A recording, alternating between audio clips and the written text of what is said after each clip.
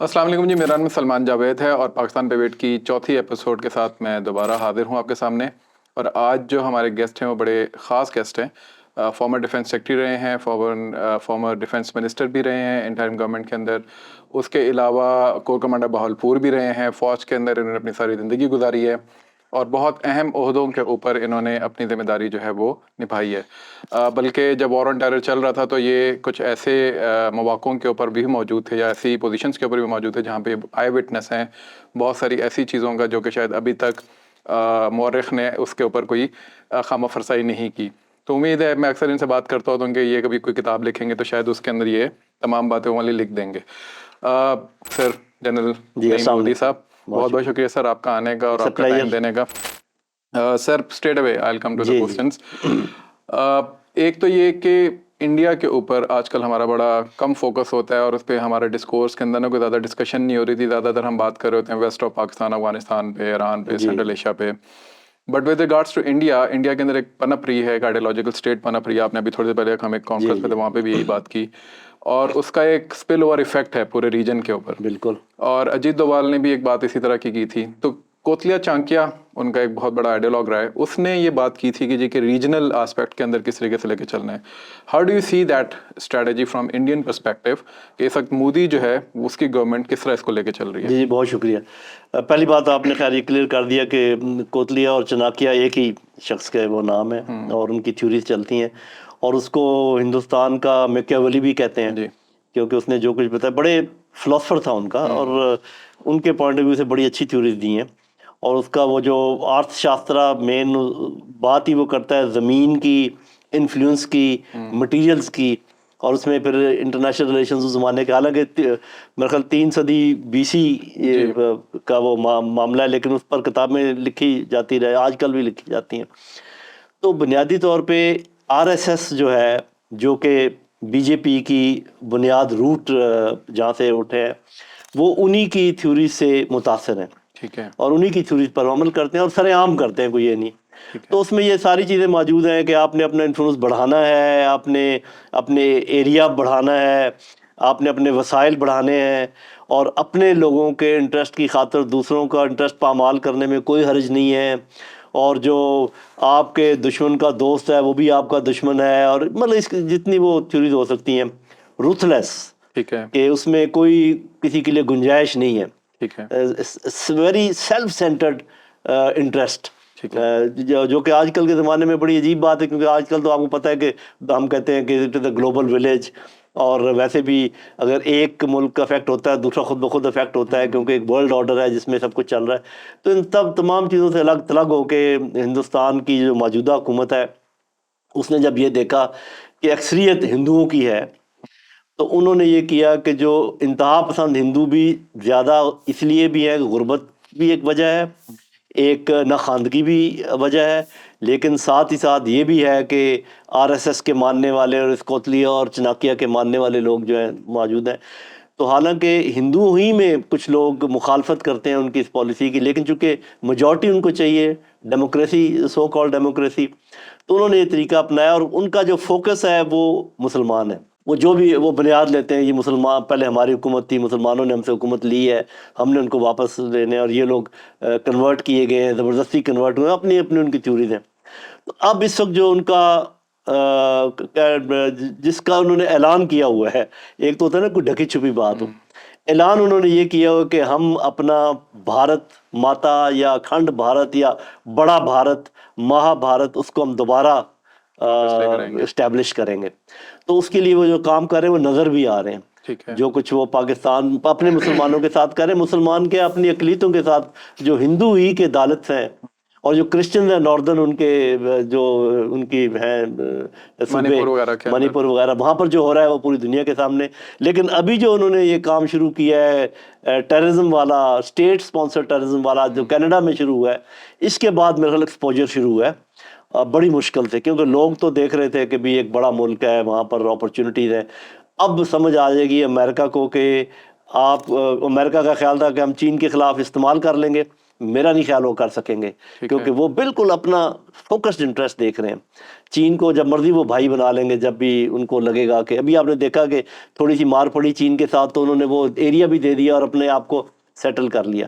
تو اس سے یہ پتہ چلتا ہے کہ ان کی یہ سائیکی ہے کہ جہاں ویکیوم ملے، جہاں موقع ملے، جہاں کوئی کمزور ہو اس کے اوپر چڑھ دوڑو، اور جہاں کوئی مضبوط ہو اس کے ساتھ مفاہمت کر لو. صحیح. تو یہ تھیوری ہے جو ان کی آگے چل رہی ہے، اور اس کو ہمارے فارن آفس کو چاہیے کہ پھیلائیں اور بڑھائیں، جیسے آپ یہ تو آپ وہ بات کر رہے ہیں جو بغل میں چھری اور منہ میں ہاں رام رام والی بات ہے. بالکل.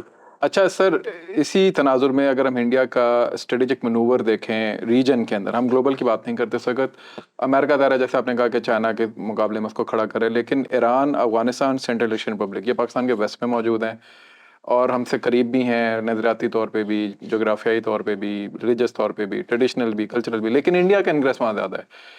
اس کی کیا وجہ نظر آتی ہے آپ کو، نمبر ایک؟ اور ہم اس کے اندر کہاں کھڑے ہوئے ہیں، اور انڈیا کا ابھی اسٹریٹجک منور کیا ہوگا پوسٹ طالبان ایرا؟ جی دیکھیں، یہ تو ایک بات سب کو معلوم ہے کہ ہندوستان کے اپنے تمام پڑوسی ملکوں کے ساتھ پرابلمز ہیں. ٹھیک ہے. مطلب یہ کہ بقول ان کے جن کو آزادی دلائی بنگلہ دیش، ان کے ساتھ بھی پرابلم ہے، ٹھیک ہے. سری لنکا کے ساتھ بھی پرابلم ہے، بھوٹان کے ساتھ تو ہے ہی، وہ تو ان کا حصہ ہی ہے تقریباً، نیپال کے ساتھ بھی پرابلم ہے کہ وہ لینڈ لاکڈ کنٹری ہے، ان کو وہ راستہ نہیں دیتے، جو ان کے مسائل ہیں ان کے ساتھ. تو ایک ہی کانٹا ہے جو ابھی تک ان کی سائڈ پر چبھتا ہے، وہ ہے پاکستان. ٹھیک ہے. تو اس وقت ان کی اسٹریٹجی میری نظر میں یہ ہے کہ چین کا ہوا کھڑا کریں، ٹھیک ہے. امریکہ کی آشیرواد حاصل کریں، اور امریکنز کو یہ کہیں کہ جی آپ کسی طریقے سے اگر پاکستان کا کانٹا نکال دیں تو ہم چین کے خلاف آپ کے اس کے لیے کھڑے ہو جائیں گے. مفادات کے لیے آ اور جائیں. پھر وہ اپنا دیکھ رہا ہے کہ سیکورٹی کونسل میں پرمنٹ سیٹ بھی دیکھ رہا ہے، کیونکہ اس کو پتہ ہے کہ جب تک یہ کشمیر کا مسئلہ یو این کی ریزولوشنز موجود ہیں اس وقت تک اس کا کوئی امکان نہیں ہے، اور پھر چائنا جب تک ویٹو استعمال کرتا ہے اس کا کوئی امکان نہیں ہے. تو اس وقت کی اس کی اسٹریٹجی یہ ہے کہ کسی طریقے سے انسرکل ہمیں کیا جائے، ہمیں دباؤ میں لایا جائے، اور بڑی حد تک وہ کامیاب ہو گئے. انہوں نے کھلے عام مانا ہے کہ ایف اے ٹی ایف میں ان کا رول تھا پاکستان کو دبانے میں. آئی ایم ایف کا جو ہمارے اوپر پریشر ہے، ہمیں بالکل اس بات کا ادراک ہونا چاہیے کہ اس کے اندر امریکن پریشر موجود ہے، اور اب تو باتیں کھل کے آ بھی رہی ہے کہ امریکہ نے اس وجہ سے آپ کو تھوڑا سا پریشر ریلیز کیا. تو ہم نے سوچنا یہ ہے کہ جب ہم کمپرومائز کرتے ہیں تو اگلا ہمیں مزید بڑا کمپرومائز کرنا پڑے گا یا اس کمپرومائز سے راستہ کھل جائے گا. مجھے ایسے لگ رہا ہے کہ کمپرومائز آفٹر کمپرومائز ہم بند گلی میں جا رہے ہیں، اور کوئی بھی ملک چاروں طرف جو ہے دشمنوں کے ساتھ زندہ تو نہیں رہ سکتا. تو یہ جو ہے کہ ہماری جو کوشش ہوتی ہے ایران کے ساتھ کوئی ریپروچمہ کرنے کی، اس کو سکٹل کر دیا جاتا ہے. ہماری جو کوشش ہوتی ہے افغانستان کے ساتھ اپروچمہ کرنے کی، اس کو سکٹل کر دیا جاتا ہے. ہمیں سینٹرل ایشیا کنٹری کے اندر اپروچ سے تھوڑا دیا، ہمارا سی پیک نہیں چلنے دیا جا رہا. چائنا کے ساتھ ہمارے تعلقات خراب کیے جا رہے ہیں، جب چائنیز ادھر آتے ہیں ان کے اوپر حملے کروائے جاتے ہیں تاکہ ان کو سیکیورٹی کے مسائل پیدا ہوں. اور یہ امپریشن دیا جاتا ہے کہ پاکستان کی ٹلٹ ابھی امریکہ کی طرف ہے، چائنا کے بجائے، تاکہ چائنا ناراض ہو. تو یہ امریکہ اور انڈیا کی مین اسٹریٹجی ہے، لیکن صاف ظاہر ہے کہ اس ریجن میں ہندوستان کو بہت یہ سوٹ کرتا ہے کہ کسی طریقے سے پاکستان فل پریشر میں آ جائے. ٹھیک ہے. پاکستان کے لیے میں صرف اتنا کہوں گا لیڈرشپ کے لیے کہ جب تک آپ اس پریشر کو کے دباؤ میں آ کے اپنے فیصلے کرتے رہیں گے، پریشر بڑھتا رہے گا. ٹھیک ہے. جب بھی آپ نے اس پریشر سے نکلنے کے لیے پہلا فیصلہ کیا تو پریشر کم ہونا شروع ہو جائے گا. اب اس کی ڈیٹیل میں ہم نہیں جاتے، وہ پھر ٹھیک ہے. ابھی اگر سر ہم ایران کو دیکھیں تو چابہار پورٹ جو ہے اس کے اوپر انڈیا نے کافی بڑی انویسٹمنٹ کی ہے. It is been considered as the rival port of Gwadar. حالانکہ جو لوگ میری ٹائم سے ریلیٹڈ ہیں وہ لوگ کہتے ہیں کہ it's a complementary port, it's a friendly port rather than a rival port. لیکن انڈیا اس کو ایسے پروپل کر رہا ہے. اچھا، ابھی ذبیح اللہ مجاہد نے بھی یہ بیان دیا کہ جی کہ ہم چابہار کی طرف بھی دیکھ رہے ہیں ایز این آلٹرنیٹیو روٹ، اور انڈیا کے ساتھ ظاہر ہے پھر ادھر ان کے بھی گٹھ جوڑ ہو سکتے ہیں وہاں پہ جا کے اگر ہم اسی طریقے سے چلتے رہے. تو ایرانین فیکٹر جو ہے، ہم تو ریپروچما کی بات کرتے ہیں لیکن ایران سے کوئی آپ کو بہت وارم شولڈر نہیں ملتا. اور اگین اس کے اندر انڈین فیکٹر ایک موجود ہے، کاؤ پلان کے نام سے ایک بہت بڑی بات موجود ہے. تو اس کو آپ کس طریقے سے دیکھتے ہیں، اور ایران کو ہم کس طریقے سے، یعنی انڈین انفلوئنس جو ہے اس کو کیسے کاؤنٹر کر سکتے ہیں وہاں پہ؟ دیکھیں، بات یہ ہے کہ جب بھی کوئی چھوٹا ملک ہو تو اس کو سہارا چاہیے ہوتا ہے کوئی نہ کوئی اپنے اسٹریٹجی آگے بڑھانے کا، اپنے انٹرسٹ آگے بڑھانے کا. اور پھر آپ کو یہ دیکھنا پڑتا ہے کہ جو سہارا آپ تلاش کر رہے ہیں کیا وہ بھی آپ کے انٹرسٹ کی تائید کرے گا یا نہیں کرے گا. ٹھیک ہے. تو ہم نے یہ دیکھنا ہے کہ آؤٹ آف چائنا اینڈ امریکہ ایران کے ساتھ ہماری ریپروچما کون کروا سکتا ہے. ٹھیک ہے اور کس کو سوٹ کرتی ہے. ٹھیک ہے تو میں نام نہیں لیتا، خود ہی اس سے ہمارے جو فیصلہ ساز ہیں وہ اندازہ لگا لیں کہ اگر آپ نے ایران کے ساتھ رپروچمہ کرنی ہے تو آپ کو کس کا سہارا کی درکار ہوگا. جس کا سہارا آپ نے اب لے رکھا ہے وہ تو آپ کو ایران سے دور ہی کرے گا. ٹھیک ہے تو ہمیں خود بہت فعال ہونا چاہیے. جیسے ابھی ہمارے سپہ سالار نے وہاں چکر لگایا ہے، ہمارے چاہیے کہ ہائی پروفائل ڈیلیگیشن وہاں جائیں. میرا خیال ہے کہ ایران کے ساتھ ہمارے تعلقات بہتر ہونے کا پوٹینشیل بہت بڑا ہے. چائنا کا ہم استعمال کریں انفلوئنس، ٹھیک ہے اور بھی اگر کوئی ایسے فرینڈز ہیں جو کہ کامن ہے، میرا خیال ہے قطر ہو سکتا ہے جو کہ اس قسم کے کام. اور اب تو آپ کو پتا سعودی عرب، اور ان کا بھی تو سعودی عرب کا وہ جو پریشر تھا کہ ہم جب بھی ادھر جاتے تھے تو وہ پریشر ختم ہو رہے ہیں. لیکن ہمیں سوچنا ہے کہ ہمارے امیڈیٹ انٹرسٹ میں کیسے ہے. تو اب اگر وہ پائپ لائن بند ہے تو وہ کیوں ہے، ٹھیک اگر ہم ان کے ساتھ تجارت نہیں کر پاتے تو وہ کیوں ہے. استثنا دے دیا جاتا ہے ہندوستان کو، ہم استثنا کیوں نہیں مانگ رہے، یا اگر مانگ رہے ہیں یہ تو کیوں نہیں مل رہا. ٹھیک ہے تو میرا خیال ہے کہ وہ جو ہمارا انٹرسٹ ہے اپنے لوگوں کا خیال رکھنا، اپنے ملک کا خیال رکھنا، اس کو ایپیکس پہ رکھیں، اس پر اپنی نظر مرکوز رکھیں. اور باقی جو آپ کی تنابیں ہلانے کی کوشش کر رہے ہیں ان کو توڑیں کاٹیں، ورنہ آپ الجھے رہیں گے اور یہ جو نیٹ ہے آپ کے ارد گرد یہ زیادہ مضبوط ہوتا چلا جائے گا. اور ایک موقع خدا نخواستہ ایسا آئے گا کہ آپ سانس بھی نہیں لے پائیں گے. اس سے پہلے کہ وہ موقع آئے ابھی سے آپ تاریں کاٹنا شروع کریں، اپنے رسے کاٹیں. اور کوئی کمپرومائز تو آپ کو کرنا پڑے گا، ایسا کمپرومائز جس سے راہیں کھلیں، نہ کہ ایسے کمپرومائز جس سے مزید کمپرومائز کرنے پڑے. ٹھیک تو ہے ابھی جو ہماری پالیسی ہے وہ کمپرومائز کے بعد ہمیں بڑے کمپرومائز کی طرف لیے جا رہی ہے. جبکہ میں سمجھتا ہوں کہ اگر ہم ایک اور اپنی فارن پالیسی شفٹ میں کچھ بہتر کمپرومائز کریں تو شاید وہ ہمارے لیے لانگ ٹرم میں بہتر ہو. افغانستان کے حوالے سے بھی انڈیا کا رول ابھی بڑا ٹرکی سا ہے. اچھا، اس میں پچھلے دنوں ہم دیکھ رہے کہ ترکمانستان جو ہے اس کے ساتھ افغانستان کے بڑے اچھے تعلقات ڈیولپ ہو رہے ہیں. But at the same time Turkmenistan بہت لاؤڈلی انڈین انگریس کی بات کرتا ہے، سینٹرل ایشین ریپبلک میں بھی اور افغانستان میں بھی. اور ابھی وہ اس کے ایک طرح کے پروپیگنڈا یعنی فرنٹ لائن اسٹیٹ بنا ہوا ہے انڈیا کے لیے. تو اس ساری ڈیولپمنٹ کو آپ کس طریقے سے دیکھتے ہیں؟ کیونکہ انڈینس ظاہر ہے اگر ڈائریکٹلی نہیں جا رہے اور افغانز ان کو اس طرح وارم شولڈر بھی نہیں دے رہے تو وہ دوسری سائڈ سے آ رہے ہیں. اور طالبان ظاہر ہے اتنے نااہل یا نائب بھی نہیں، ان کو پتہ نہ ہو کہ اس کے پیچھے کون ہے. تو آپ نہیں سمجھتے کہ طالبان بھی کسی نہ کسی طریقے سے جو ہیں وہ ایک ڈفرینٹ اسٹریٹجی کی طرف جانا چاہ رہے ہیں، آلٹرنیٹو اسٹریٹجی کی جی دیکھیں، طرف، اور جو انڈین جو انگریس وہاں پہ ہاں ہو رہی ہے؟ جو میرا آبزرویشن ہے نا پختون اور پٹھانوں کے متعلق، جی جی وہ یہ ہے کہ وہ بہت پریگمیٹک ہیں، ٹھیک ہے وہ ریئلسٹ ہیں. حالانکہ ہم سمجھتے ہیں کہ وہ بہت جذباتی ہیں. ٹھیک ہے، ان کا جو جہاد کا کانسیپٹ ہے یا جو بھی اسلام کا کانسیپٹ ہے وہ اس کے بارے میں ضرور جذباتی ہیں. لیکن جب بات آتی ہے انٹرنیشنل ریلیشنز کی، جب بات آتی ہے اکانومی کی، جب بات اس قسم کی آتی ہے جب مٹیریل گینز کی، تو وہ بہت ہی ریئلسٹ ہیں. ٹھیک ہے تو دیکھنا یہ ہے کہ ہم کیا نہیں کر رہے جو کہ دوسرے ملک جب کریں گے تو وہ تو تو یہ جو اسٹینڈ آف بنایا ہوا ہے between Afghanistan and Pakistan because of T T P, ٹھیک ہے جو کہ جس میں ہم جسٹیفائڈ بھی ہیں، لیکن اس اسٹینڈ آف کے بجائے دیکھیں ہمارے پاس تو لیورز ہی بہت ہیں. ان کا کتنا مال ادھر سے آتا جاتا ہے اور سارا وہ اکانومی ان کی اس پہ ڈیپینڈ کرتی ہے، کھانا پینا ان کا اس پہ ڈیپینڈ کرتا ریفیوجیز ہے. کا ایشو ہے. تو ریفیوجیز کا ایشو، تو ہمیں تو کوئی ان کو تھریٹ دینے کی ضرورت ہی نہیں. ٹھیک ہے کائنیٹکس تو بنتے ہی نہیں ہیں ہمارے. اور یہ بھی ہمیں سوچنا چاہیے کہ وہ ملک جس نے بڑے سے بڑے سورماؤں کو وہاں سے بھگا ڈالا، وہاں آپ کیا کائنیٹک تھریٹ کریں گے اور آپ کے بھائیوں کو کیا آپ کائنیٹک تھریٹ دیں گے. پھر ایک بات سوچنے کی ہے، وہ یہ ہے کہ ہمارے لیڈرشپ کو یہ سوچنا چاہیے کہ دیکھیں ہر چیز چلتی تو ہے نا انٹرسٹ کے اوپر. وہ ملک، وہ لوگ جو 40 سال سے لڑ لڑ کے تھک گئے اور اب جا کے کوئی تھوڑا سکون آیا اور کوئی انویسٹمنٹ آنے لگی ہے، آپ نے دیکھا وہاں کوئی ڈیولپمنٹ کے پروجیکٹس بھی شروع ہو رہے ہیں، مجھے کوئی یہ سمجھا دے کہ ان کے انٹرسٹ میں یہ کیسے ہے کہ وہ ہمارے ساتھ لڑائی کریں. ٹھیک ہے. کیا انٹرسٹ ہو سکتا ہے؟ لیکن اگر سر انڈیا پیچھے سے جی آ میں جاتا ہے بتا رہا ہوں، تو پھر ہمیں یہ دیکھنا چاہیے کہ انٹرسٹ کس کا ہے. ٹھیک ہے تو اس انٹرسٹ کو توڑنے کے لیے آپ کو کیا کرنا چاہیے، وہ میں کچھ چیزیں لسٹ کر دیتا ہوں، وہ پھر اس پہ غور و فکر کیا جا سکتا ہے. دیکھیں وہاں پر ان کا وہ جو یونیورسٹیز میں خواتین کو تعلیم نہ دینے کی ایک بڑی وجہ وہ یہ بتاتے ہیں، وہ صحیح ہے یہ غلط ہے. ایک تو وہ مخلوط تعلیم نہیں چاہتے، وہ تو کوئی مسئلہ نہیں ہے، وہ آپ کلاسز الگ کر سکتے ہیں. وہ کہتے ہیں کہ ان کے پاس اساتذہ کی کمی ہے، خواتین پروفیسرز کی کمی ہے.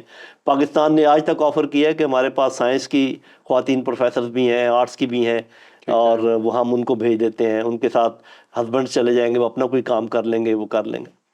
اگر آپ دیکھیں طورخم کے بارڈر پر اور چمن کے بارڈر پہ جس طریقے سے لائنیں لگی ہوتی ہیں ٹرکوں کی, اور جس طریقے سے لوگ وہ چاہے وہ کاغذ لینے کے لیے یا ویزا لینے کے لیے لائنیں لگاتے ہیں, یہ تو پاکستان کی پالیسی میں بالکل صحیح مانتا ہوں کہ ان کو ایک الگ ملک کے طور پہ تصور کیا جائے. بالکل. اور لیکن یہ کہ آسانی پیدا کی جائے, وہ ایک ایسا ملک نہیں ہے باقی ملکوں کی طرح, وہ ہمیں بہت زیادہ افیکٹ کرتا ہے. ٹھیک ہے. وہ ہماری سوشیولوجی ایک قسم کی ہے, زبان بولتے ہیں, ایک جیسے لوگ ہیں, جو میں قریب رہنے والے لوگوں کی بات کر رہا ہوں, تو ان کو آپ ایسے بیہیو نہیں کر سکتے کہ جیسے آپ کوئی دور کے ملک سے, جیسے کسی یورپین ملک سے آپ ڈیل کر رہے ہو.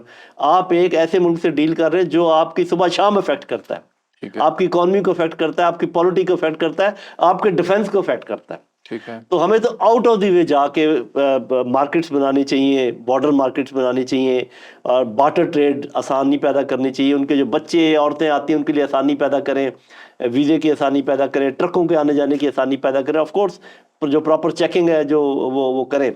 تو میرا خیال, اب یہ چھوٹی سی بات میں آپ سے پوچھتا ہوں کہ دیکھیں ہمارے کتنے چینلز ہیں جن کے کہ وہاں پر نمائندے موجود ہیں. ٹھیک ہے. ہمیں تمام خبریں آتی ہیں ویسٹ, CNN, BBC, وہ یہ کہہ رہا ہے, یہ کہہ رہا ہے. بہت کم جا کے ابھی کوئی خراسان ڈائری بنی ہے, اور وہ کچھ لوگ, اور وہ بھی مجھے نہیں پتا کہ ان کے پیچھے کیا ہے کیا نہیں, میں کچھ نہیں کہہ سکتا. ٹھیک ہے. آپ کے ہر بڑے چینل کے وہاں پر ہونے چاہیے نمائندے. افغانستان میں گھومے پھریں, ان کے نمائندے ادھر لے کر آئیں, آپ ایکسچینج کریں. یہ پروفیسرز, ڈاکٹرز, وہ بجائے اس کے کہ سارے ادھر آ کے علاج کرائیں, آپ ہاسپٹل وہاں اسٹیبلش کریں, پاکستانی ہاسپٹل, بالکل. پاکستانی یونیورسٹیز, ویمن یونیورسٹیز, تاکہ ان کے لیے آسانی پیدا ہو. تو آپ نے تو کچھ کیا ہی نہیں ہے, آپ تو لڑائی کے موڈ میں ہیں. ٹھیک ہے. تو اس کا مطلب آپ تو کسی اور کے انٹرسٹ کو بڑھا رہے ہیں. تو جب وہ ویکیوم ہوگا تو ہندوستان کیوں نہیں فل کرے گا؟ ٹھیک ہے. وہ کر رہا ہے. اور ہندوستان جو آپ سمجھتے ہیں کس وجہ سے وہاں پر آ جی جائے گا. بالکل.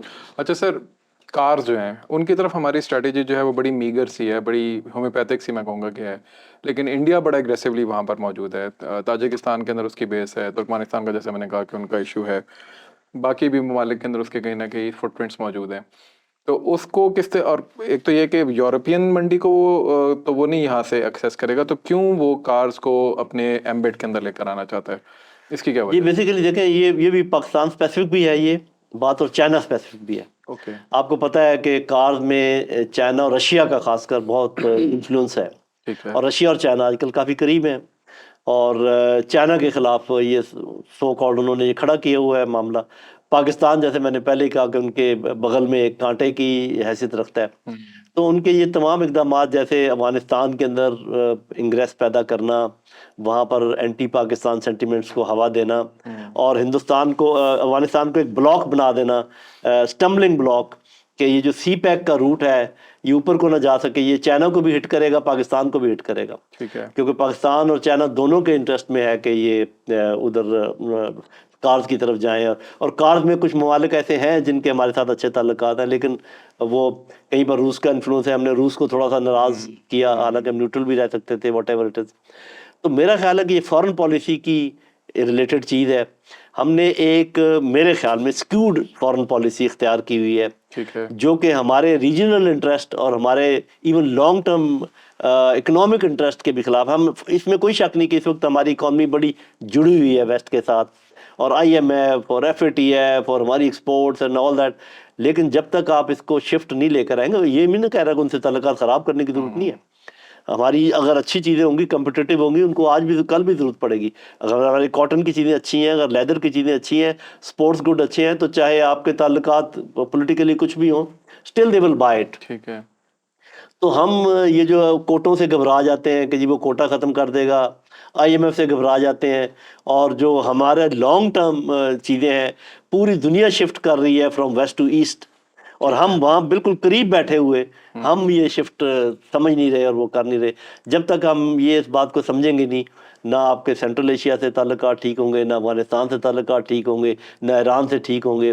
آپ سکڑتے چلے جائیں گے, آپ کی اکانومی سکڑتی چلی جائے گی, اور جو آپ یہ کمپرومائزز کر رہے ہیں سب غلط کر رہے ہیں, غلط ڈائریکشن میں کر رہے ہیں. الٹیمیٹلی یہ آپ کو بڑے کمپرومائزز کی طرف لے کے جا رہے ہیں. سر اس سے ایک انٹرسٹنگ کوسچن, چونکہ آپ رہے ہیں ڈیفینس منسٹر اور اسپیشلی ڈیفینس پروڈکشنس کو آپ لک آفٹر کر رہے تھے, being first hand, having a first hand experience from there. Central Asian republics کے ساتھ ہمارے ڈیفینس یا اسٹریٹجک پیکٹس جو ہیں وہ کیوں نہیں ہوئے؟ اس کی کیا وجہ ہے؟ اس کی مین وجہ تو یہ ہے کہ دیکھیں جو ہماری ڈائریکٹ ایکسیس تو وہاں ہے نہیں، اٹ از تھرو افغانستان یا تھرو ایران، اور دونوں کے ساتھ ہمارے تعلقات خراب ہیں. ٹھیک ہے. سوائے تاجکستان کا چھوٹا سا علاقہ ہے، آپ کو پتہ ہے کہ جہاں پر وہ ہے جو ہمارا اوپر والا وہ کوریڈور ہے. لیکن سر انڈیا نے تو بیس بنا لی ہاں تاجکستان جی، میں. وہاں بنا لی نا. حالانکہ ہمارے پاس تو کب سے موقع تھا، وہ جو تھوڑی سی اسٹرپ ہے افغانستان کی وہی ہے نا درمیان جی میں، جی جی وہ خان جو تو وہاں پر ہم کچھ کر سکتے تھے. تو آپ کی ان ایکٹیویٹی جو ہے اس کا تعلق آپ کے انٹرنل ڈائنمکس کے ساتھ بھی ہے، ٹھیک ہے. کہ آپ اندرونی طور پہ اپنے آپ کو اسٹیبلش نہیں کر پائے ایک مضبوط ڈیموکریسی کی طور پر، ایک مضبوط ملک کے طور پر. صاف ظاہر ہے ملکوں کی مضبوطی اکانومی سے ہوتی ہے، انٹرنل ہارمونی سے ہوتی ہے. تو ساری چیزیں تو آپ کے اندر گھسے ہوئے لوگ جو کہ اس کے حصے بکھرے کرنے کو تیار ہیں. تو اور ایک اور ہم نے ایک نیا ٹرینڈ شروع کیا، آپ نے دیکھا ہوگا کہ لوگ تو ہمیں برا کہہ ہی رہے تھے، ہم نے بھی جوائن کر لیا اس کورس کو کہ ہم بہت برے ہیں، ہم بہت برے ہیں. اور جب آپ نے دیکھا ہوگا ہمیشہ یہ مثال دیتے ہیں کہ وہ چاند پہ پہنچ گئے اور ہم یہ کر رہے ہیں، اور وہ جو گوبر میں کھیل رہے ہیں ان کے جو بچے، اور ہمارے جو لوگ بچے اچھے کام کر رہے ہیں اس کا کبھی ذکر نہیں ہوا. تو ایک تو وہ کہتے ہیں نا کہ کچھ تو ہوتے ہیں محبت میں جنوں کے آثار، اور کچھ لوگ بھی دیوانہ بنا دیتے ہیں. تو ہم نے وہ کام پکڑا ہوا ہے کہ جی ہائے میں مر گیا، ہائے میں مر گیا، میں کسی کام کا نہیں. صاف ظاہر ہے جتنی عزت آپ اپنی خود نہیں کرتے یا خود کرتے ہیں، اس سے زیادہ کوئی آپ کی عزت نہیں کرتا دنیا میں. ٹھیک ہے. جب آپ نے اپنی نظروں میں اپنے آپ کو گرانا شروع کر دیا ہے، صبح آپ جتنے پوسٹ دیکھ لیں گن گائے جا رہے ہیں ہندوستان کے، جو ٹھیک ہے میں مانتا ہوں وہ ترقی کر رہے ہیں، اور اپنی خرابیاں، آخر ان میں بھی کوئی خرابیاں ہوں گی، ہمارے اندر بھی کوئی گن ہوں گے، گن ہی سامنے لے کر آتے. اور سب سے بڑی بات یہ ہے کہ جو ہندوستان نے ایک چیز معلوم کر لی ہے کہ جو پاکستان کا سینٹر آف گریوٹی ہے وہ ٹھیک ہے عوام ہی ہوتے ہیں ہمیشہ، لیکن یہاں پر فوج ایک جوڑنے والی طاقت تھی، جوڑنے والی طاقت ہے، اور اس کی وجہ سے، اور وہ ہمارے جو نیوکلیئر ڈیٹرنس ہے اس کی وجہ سے سارا معاملہ ابھی تک جڑا ہوا ہے. بیرونی میں تھریٹس کی بات کر رہا ہوں، اس کے اوپر حملہ کرنے میں اب وہ کامیاب ہو گئے.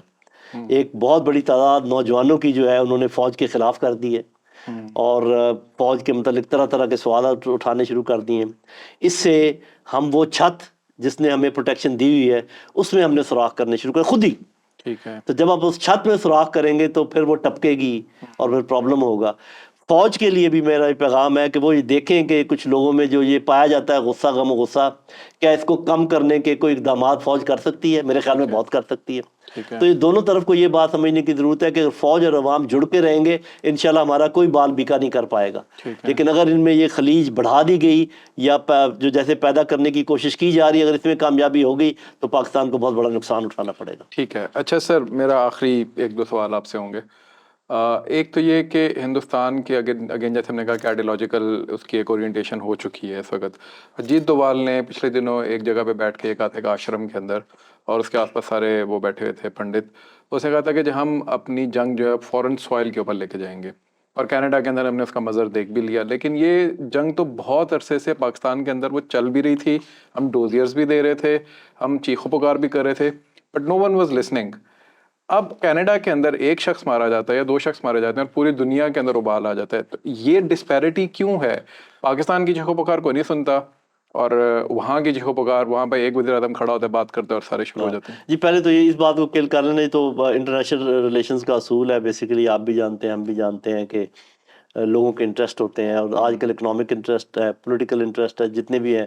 پاکستان ایک چھوٹا ملک ہے، کمزور ملک ہے، کسی کو خاص فائدہ نہیں پہنچا سکتا، یا فائدہ پہنچا سکتا بھی اگر ہے تو وہ ہنر نہیں آتا کہ جس طریقے سے نیگوشیٹ نہیں کر ہاں پاتا. نیگوشیٹ نہیں کر پاتا کہ وہ فائدہ ہم سے بہت کم قیمت پہ فائدہ اٹھا کے لے جاتے ہیں. حالانکہ جس قسم کے فائدے پاکستان سے اٹھائے گئے ہیں، پاکستان پورے کا پورا سونے کا بن سکتا تھا اگر ہم صحیح بارگیننگ چپس ہم نے اچھے بارگیننگ نہیں کرتے. سیکھے. تو ہم کسی کو نقصان پہنچانے کی پوزیشن میں بھی نہیں، اور ہم ہونا بھی نہیں چاہتے. لیکن اب ہندوستان کا چہرہ آہستہ آہستہ بے نقاب ہو رہا ہے. ٹھیک ہے. اب وہ جیسے پنجابی میں کہتے ہیں نا، اب ان کو سیک پہنچا ہے تو اب ان کو اندازہ ہوگا. اور آپ نے دیکھا امریکہ نے بھی تائید کی ہے بالکل. ان کی.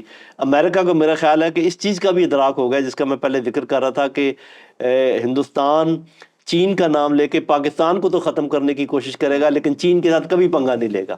ٹھیک ہے. امریکہ کی بہشت پہ، کیونکہ وہ ہمیشہ اپنا انٹرسٹ دیکھتے ہیں. بالکل. اس بات کی سمجھ امریکہ کو بھی آ گئی ہے. تو میرا اپنا خیال یہ ہے کہ اب وہ ایکسپوز ہو رہے ہیں، ہمیں چاہیے کہ اب اس کو اس موقع سے فائدہ اٹھائیں اور دوبارہ وہ سب کچھ بتائیں جو ہمارے ساتھ ہو رہا ہے، جو مقبوضہ کشمیر میں ہو رہا ہے، جو مسلمانوں کے ساتھ ہندوستان میں ہو رہا ہے، جو اپنی ناردرن ریاستوں کے ساتھ جو کر رہے ہیں، آلدو وہ بھی انٹرنیشنلائز ہو چکا ہے ٹھیک ہے. منی پور کا معاملہ اور سارا، لیکن اس کو زیادہ فلپ دینے کی ضرورت ہے. اور دوسری بات میں ہمیشہ یہ کہا کرتا ہوں کہ دیکھیے ہم جنگ نہیں چاہتے اور اس کا متحمل بھی نہیں ہو سکتے، لیکن اللہ تعالیٰ کے فضل و کرم سے ہم اپنا دفاع کرنے کی پوری اہلیت رکھتے ہیں. اور یہ جو کمزوری ہے ہماری معیشت کی، یہ فوری طور پہ ڈیفنس فورسز کے اوپر اثر انداز نہیں ہوتی، یہ 5-10 سال لگتے ہیں اس میں. تو وہ جو ہماری تیاری ہے اور جو ہمارا پریکٹیکل ایکسپیرینس ہے اور جو ہمارا نیوکلیر ڈیٹرنس ہے، یہ انشاءاللہ ہماری حفاظت کی ضمانت ہے اللہ تعالیٰ کی کے بعد آف کورس. تو میرا اپنا خیال یہ ہے کہ ہمیں گھبرائے بغیر اپنی ایک آزاد خارجہ پالیسی ترتیب نو دینی چاہیے، اور ہندوستان سے ڈرنے اور گھبرانے کے بجائے، کیونکہ ہم نے یہ تو دیکھ لیا کہ ان کا یہ وتیرہ ہے کہ کمزور کے اوپر چڑھائی کرتے ہیں. وہ ایک ہے پنجابی کا یا پٹواری میں لوگ کہتے ہیں کہ لسے کو دیکھ کے میرے کو غصہ آنا ہے تے ماڑے کو دیکھ کے نہیں تگڑے کو دیکھ کے میرے کو ترس آنا ہے. تو وہ جو ہے نا ان کا یہ ہے کہ تگڑے کو دیکھ کے ان کو ترس آتا ہے اور لسے کو دیکھ کے ان کو غصہ آتا ہے. تو جب تک آپ لسے بنے رہیں گے اس وقت تک یہ ایسے ہی ہوگا. آپ کھڑے ہوں تو یہ خود بخود آپ کے ساتھ بات بھی کریں گے اور آپ کے حالات بھی ٹھیک ہو جائیں گے. اور اگر آپ نے ہندوستان کے ساتھ حالات ٹھیک کرنے ہیں تو پہلے اندرونی طور پہ مضبوط ہوں، جو کہ انشاءاللہ ہم ہو جائیں گے. یہ ہمیشہ کے لیے تو کمزوری نہیں رہے گی. اس وقت تک کچھ نیگوشیٹ نہ کریں، کمزوری کی حالت میں ہندوستان کے ساتھ بالکل نیگوشیٹ نہ کریں، اس کو بس آپ پیڈلنگ کرتے رہیں معاملات کی. جی. اور اس کے بعد جب آپ میں دم خم ہو، آپ کھڑے ہوں، آپ ان کے برابری پہ بات کریں. وہ پہلے بھی بات کرتے رہے آپ سے جب ان کو تکلیف تھی، اب بھی وہ بعد میں بھی بات کریں گے. صرف آپ نے یہ مشکل وقت گزارنا ہے کسی طریقے سے. اس مشکل وقت میں میری رائے یہ ہے کہ کوئی بکل ڈاؤن نہ کر جائیں، اور ایسا نہ ہو کہ اس کمزوری کی حالت میں ہم کوئی ایسی باتیں مان جائیں کہ بعد میں ہماری جنریشن پچھتاتی رہیں. Sir last question, strategic mind set کی جب ہم بات کرتے ہیں انڈیا کی، ہم بہت زیادہ فوکسڈ ہیں آن RSS، BJP، مودی، اجیت دوال، یا بہت ہو گیا تو وہ امت شاہ. لیکن اگر ہم اسٹریٹجک مائنڈ سیٹ کی بات کریں تو یہ تو کلیکٹیو اسٹریٹجک مائنڈ سیٹ ہوتا ہے نا، جس میں دائیں اور بائیں دونوں سائڈ کے لوگ موجود ہوں گے.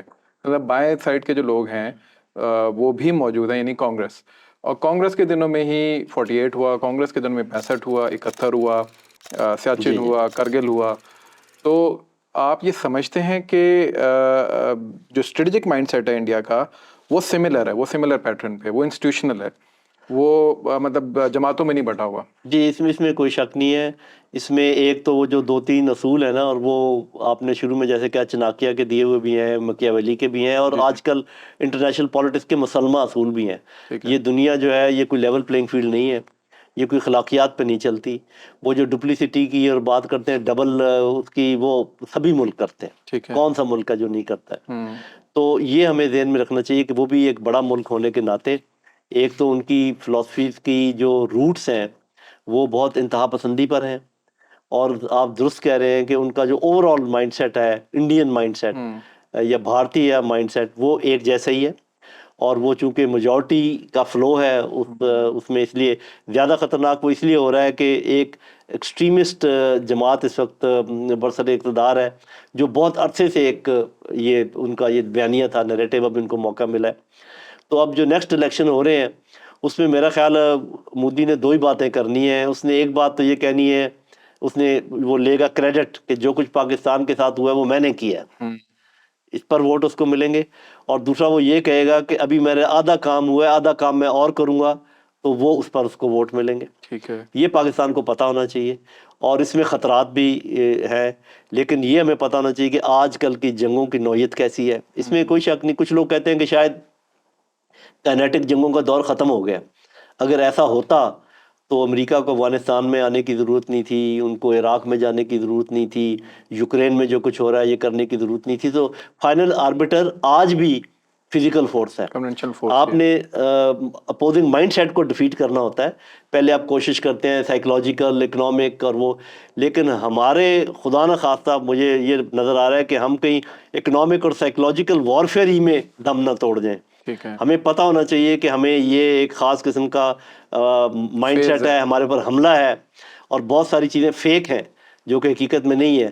پاکستان جیسا ملک جو اپنا کھانا پینا پیدا کرتا ہو، اپنے پھل فروٹ پیدا کرتا ہو، اپنا دودھ دہی پیدا کرتا ہو، وہ کیسے غریب ہو سکتا ہے؟